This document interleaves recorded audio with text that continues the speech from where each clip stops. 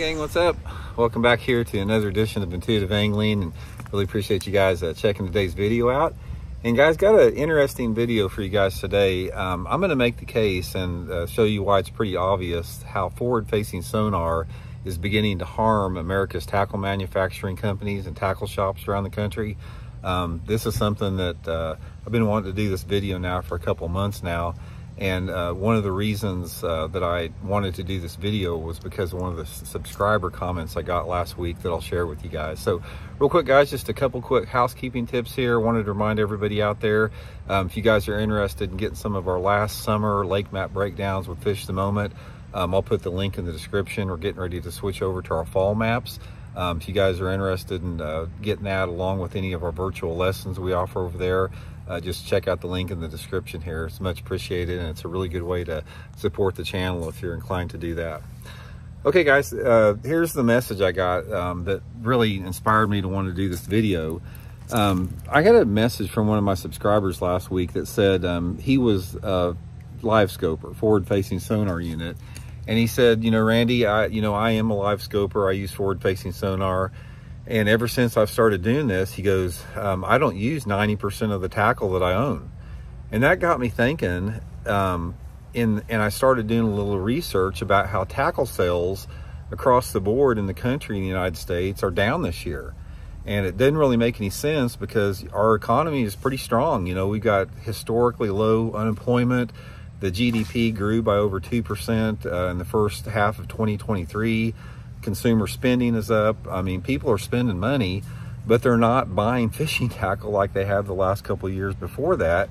And I got thinking about what this subscriber said, and it makes perfect sense, guys, that with the advent of more people using forward-facing sonar, the less lure categories they need. They simply don't need the diversity of lures that they did in the past, because if you think about it, if you're a live scoper out there, you can pretty much cover all your bases with some big swim baits, some little swim baits, some medium-sized swim baits, maybe a few glide baits, you know, something like a jerk bait, something like a, you know, scope spin, underspin, something like that. There's basically a handful of lure categories that sort of fall under and carry most of the weight for the live scopers out there.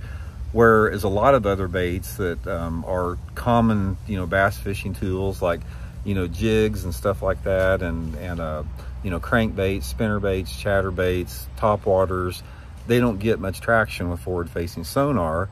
And as more people begin to get sucked into using forward-facing sonar, that means the tackle that they need to buy becomes less and less all the time. So here, in my opinion, what's going to happen, as this technology advances, and make no mistake about it, guys, we are in the infancy stage of forward-facing sonar until somebody puts a stop to it, like the conservation department or the tournament directors.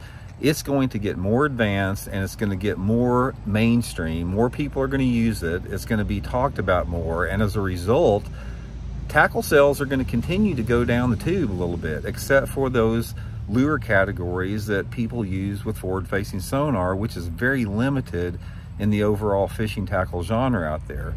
So if there wasn't another reason to hate forward-facing sonar and live scope, here's another one. And maybe that's what it takes, guys. Maybe that takes when people start feeling the bite financially from it, and when if these tackle companies out there start seeing a decline in their sales, and then they start associating that with the increased use of forward-facing sonar, maybe they'll put pressure on the tournament organizations to put a stop to it and put some limits to it.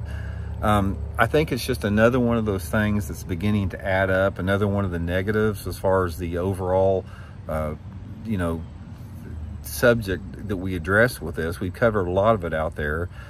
But ultimately, I think the limits to forward-facing sonar are going to come from our conservation department. So I think eventually they're going to be having enough studies that see correlation between dwindling fish populations and forward-facing sonar use.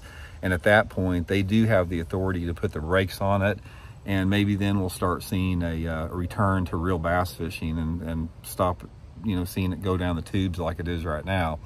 But anyway, guys, like I said, it's hurting the bottom line. You can't deny it. I mean, it makes complete logical sense. If you if you've adopted live scope in your fishing, like a lot of guys have, make no mistake about it, they spend 90% of their time live scope. And if you've done that, then you know that you do not use as many lures as you did in the past. You simply don't have to. You don't have to choose your lures based upon seasonal patterns. You choose your lures based upon, you know, what's going to go through that water column horizontally for those fish that you're spotlighting out in front of the boat, and you simply don't need the same baits or as many of them. So anyway, be curious to hear your guys' thought on that. Thanks for tuning in. We'll see you guys.